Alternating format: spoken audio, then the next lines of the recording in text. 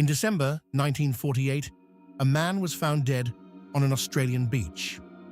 He had no ID, no labels on his clothes, and in a hidden pocket sewn inside his trousers, 2 Persian words, torn from a book of poetry.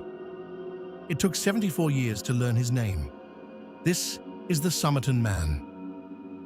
On the morning of December 1st, 1948, at around 6:30, 2 men walking along Somerton Park Beach in Adelaide, South Australia, found a body.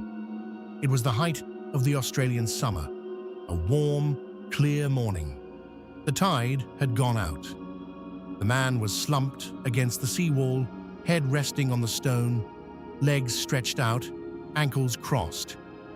He was well dressed, a white shirt, a red and blue striped tie, a knitted fawn pullover, a brown double-breasted jacket, and polished leather shoes.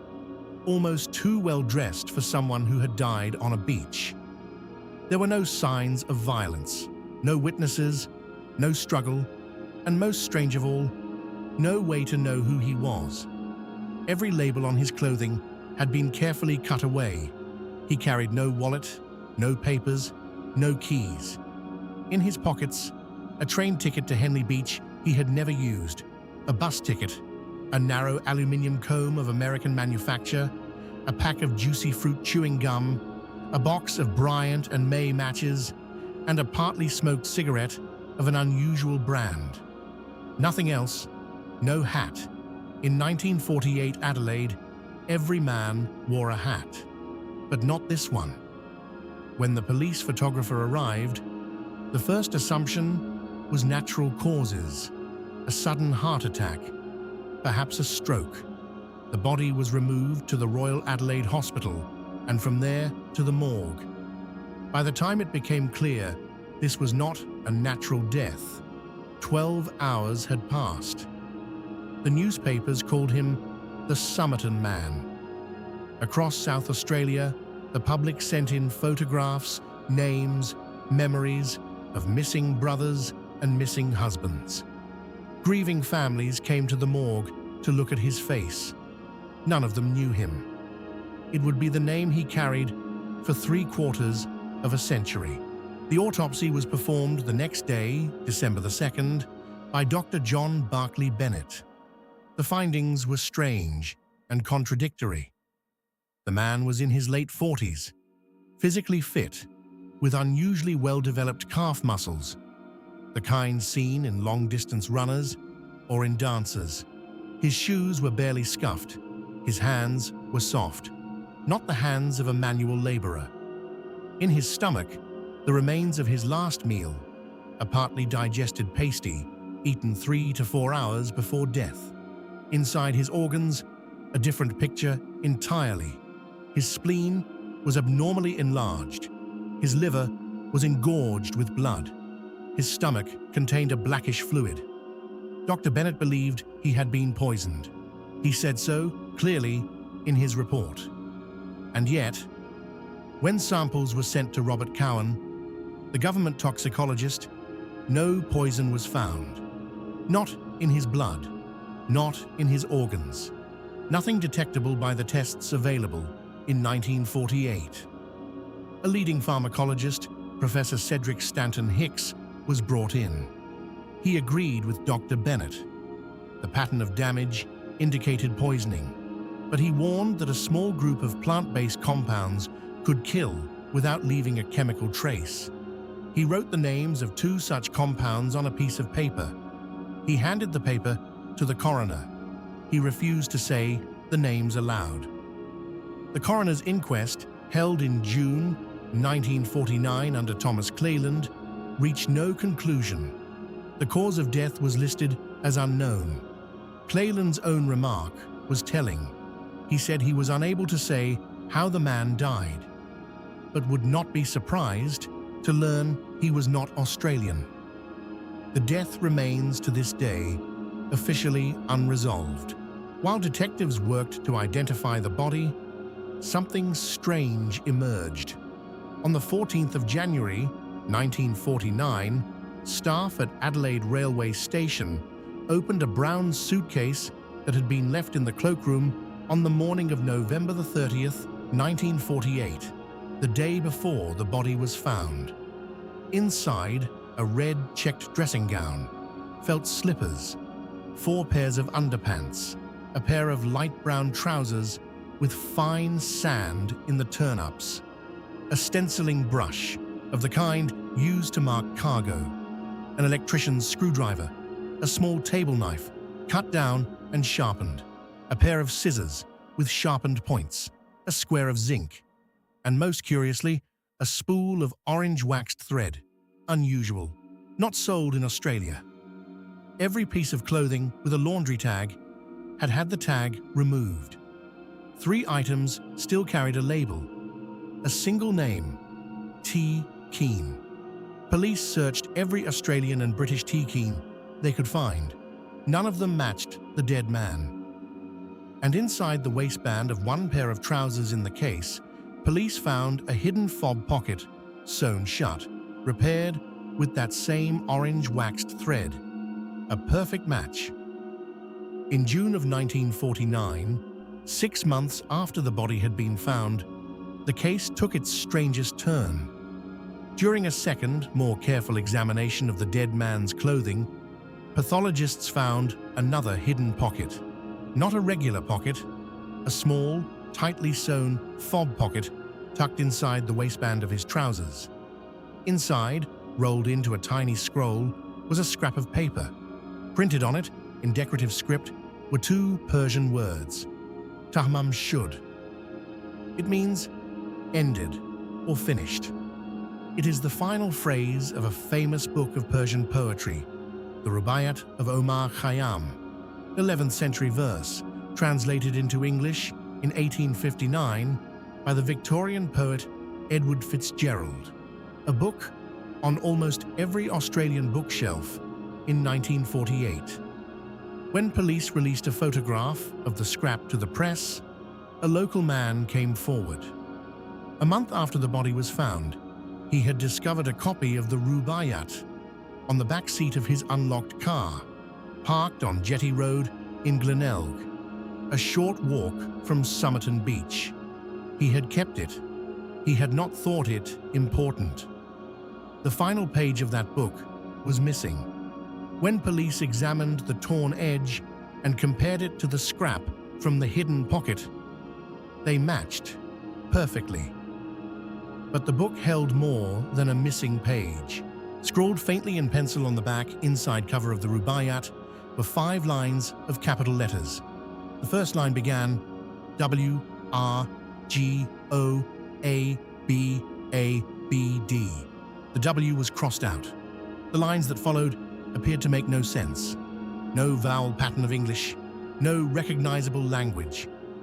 Beside the letters, a phone number also in pencil. The number belonged to a young nurse who lived in the Adelaide suburb of Glenelg. She had recently moved into a ground-floor flat on Moseley Street, only a few hundred meters from the seawall where the body had been found. Her name was Jessica Thomson. To her friends, she was known as Jeston. Detectives visited her home. When they showed her a plaster cast of the dead man's face, made during the autopsy in case a relative could one day identify him, witnesses present later described her as being on the verge of collapse. She grew pale. She leaned against the wall. One officer said she seemed unable to speak. And yet, she told them she did not recognize him. The detectives noted her reaction. They could not force her to say more. She asked urgently that her name be kept out of the press. But before the interview ended, she said one curious thing. She told them that in 1945, 3 years before the body on the beach, she had given a copy of the Rubaiyat, a different copy, to a man she had known during the war. His name was Alfred Boxall, an army lieutenant, and for several tense weeks, police believed he might be the Somerton Man, until they found him, alive, working for a bus company in Sydney, still in possession of his Rubaiyat. still with the inscription Jessica had written inside, a verse from the poem itself beginning, "Indeed, indeed, repentance oft before I swore." Alf Boxall did not know the man on the beach either. He said so under questioning. The police let him go. Jessica Thomson died in 2007, never publicly naming the man she may or may not have known. Years later, her daughter Kate told an Australian television program that her mother had likely known more than she had ever said. "I think she knew who he was," Kate Thomson told 60 Minutes in 2014. "I think she knew who he was, but she didn't want to tell me." That might have been the end of the story, except thanks to one persistent researcher and a technique that did not exist in 1948, it wasn't. To understand how the case was finally cracked, you have to understand what investigators had been working with. Let me walk through the evidence. First, the code. The 5 lines of letters from the Rubaiyat have been analysed by code breakers for 75 years. Australian military intelligence studied them in the 1950s. The country's Defence Signals Directorate looked again in the late 1970s. Mathematicians at the University of Adelaide ran computational analyses in 2014. No one has ever deciphered it. The prevailing theory today is that it is not a cipher at all, but a personal mnemonic, the first letters of words in a poem, or a prayer, or a list. The 2014 Adelaide study found that the letter frequency matched, statistically, the first letters of English sentences. Far better than any substitution cipher. Whatever it meant, it was meaningful only to the man who wrote it. It died with him. Second, the poison that wasn't. Dr. Bennett, the pathologist, was highly experienced. When he said the man had been poisoned, he had reasons: engorged organs, hemorrhaging in the stomach lining. A specific pattern of damage he had seen before. But 1948 toxicology had limits. There were poisons, particularly cardiac glycosides like digitalis or Webb extracted from certain African and Asian plants, that would metabolize rapidly, leaving almost no chemical trace within hours of death. Professor Hicks suspected one of these compounds. It is why he refused to name them aloud at the inquest. Today, many experts believe the Somerton Man may have died from exactly such a substance, either self-administered or given by someone else. But without a sample left to test, we will likely never know for certain. Third, the body itself. After the autopsy, a plaster cast was made of the man's face, shoulders, and upper torso, a kind of 3-dimensional photograph. In case a relative one day recognized him, the cast was preserved, dusty, and largely forgotten, in a cabinet at the University of Adelaide for more than 60 years. And in the mid-2000s, a biomedical engineer named Derek Abbott looked at that cast and noticed something no one had noticed before. Strands of the dead man's hair, real hair, had been embedded in the plaster, pressed into the cast during its making, sealed inside. Hair does not contain useful DNA in the way blood does, but the root of a hair, the follicle, can contain cellular material. And crucially, hair can be subjected to a technique that blood from an old cold case often cannot: investigative genetic genealogy. Abbott's obsession with the case was, by this point, more than a decade old. He had married one of Jessica Thomson's granddaughters. He had spent years petitioning Australian courts for permission to exhume the body. And at the same time, across the Pacific, a genetic genealogist named Colleen Fitzpatrick had been reconstructing identities from the tiniest fragments of DNA, helping police identify victims of the Golden State Killer in California. In May 2021, the court granted the order. The body was exhumed from its unmarked grave in West Terrace Cemetery. They extracted DNA from the hair. They built a family tree backwards through public genealogy databases, from unknown ancestor to unknown ancestor, narrowing the field by a process of elimination. And in July 2022, they announced a name: Carl Charles Webb, born in Footscray, Melbourne, on the 16th of November, 1905, instrument maker, electrical engineer, a man who wrote his own poetry, some of it published under a pen name in small literary magazines, married to a woman named Dorothy Jean Robertson in 1941. Dorothy would file for divorce 2 years after Carl's death on an Adelaide beach. She had not seen him since April 1947.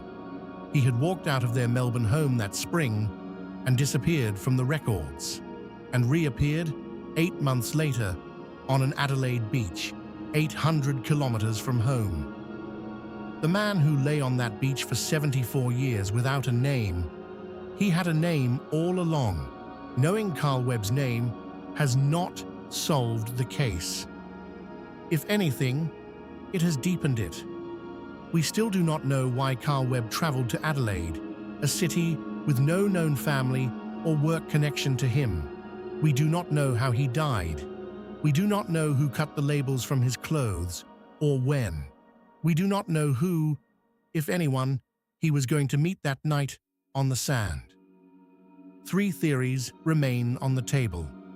The first, suicide. Carl Webb, by the evidence now available, was a troubled man. His marriage had ended painfully. Dorothy, in the divorce filings made after his death, would describe his moods as unpredictable and his nature as, at times, cruel. Webb had written poetry throughout his adult life.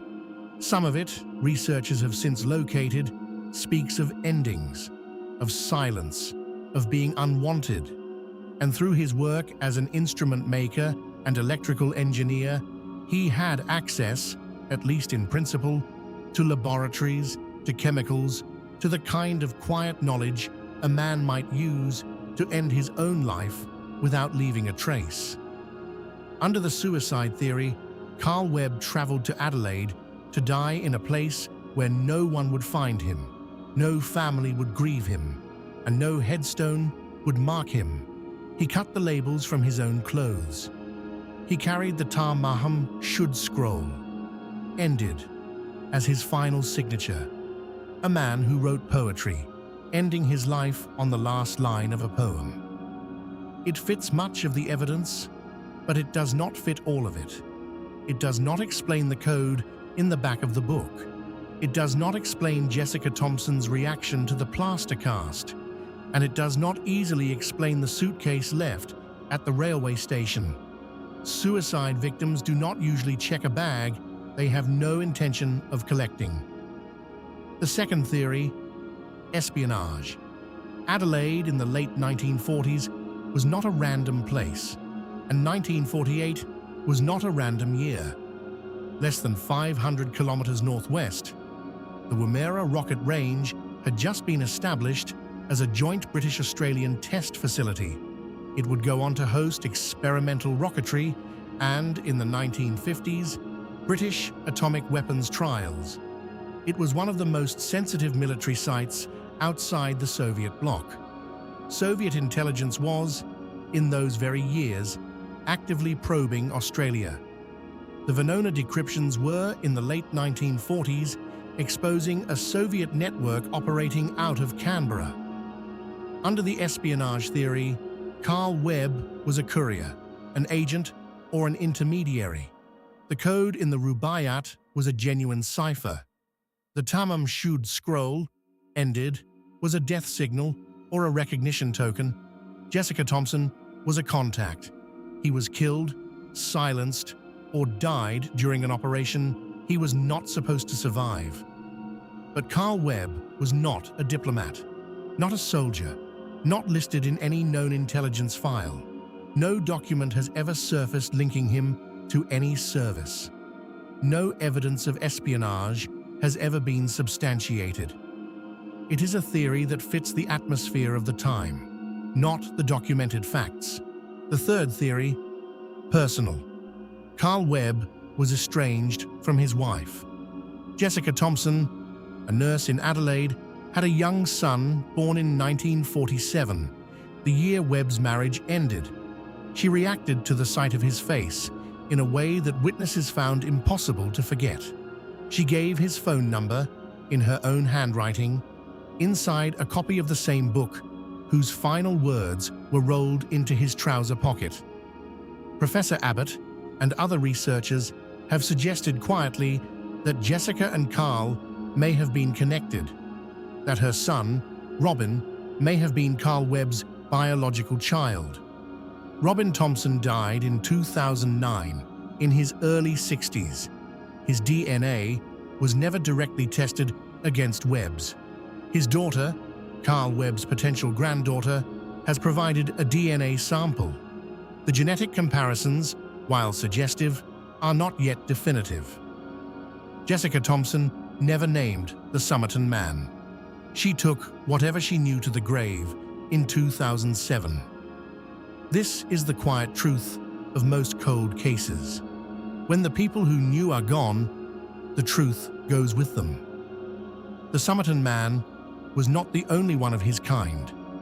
Across the world, in quiet, forgotten morgues, there are hundreds of John and Jane Does. Bodies found in lakes, in fields, in the backs of shallow graves. Most of them will never be named. Carl Webb, in the end, was one of the lucky ones. We may one day know more. New DNA tests, new documents, a letter in a descendant's attic, a diary kept by a neighbor in the summer of 1948, a relative who sees Carl Webb's face in a newspaper and remembers, for the first time in 75 years, what a mother once said about a cousin who disappeared. But we may never know what happened on the sand at Somerton Park on the night of November the 30th, 1948. We may never know who the man in the well-cut suit was hoping to see. We may never know whose voice was the last to reach him. We may never know what he was thinking as the tide turned and the Adelaide stars came out overhead.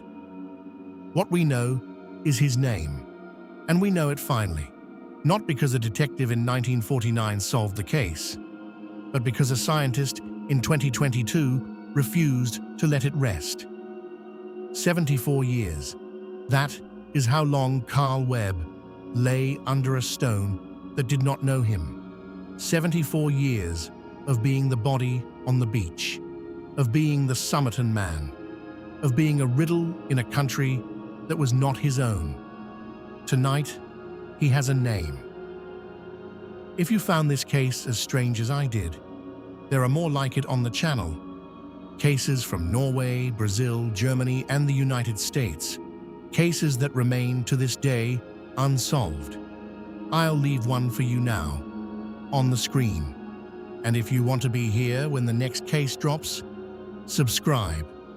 I'm Case Dormant. Thanks for watching.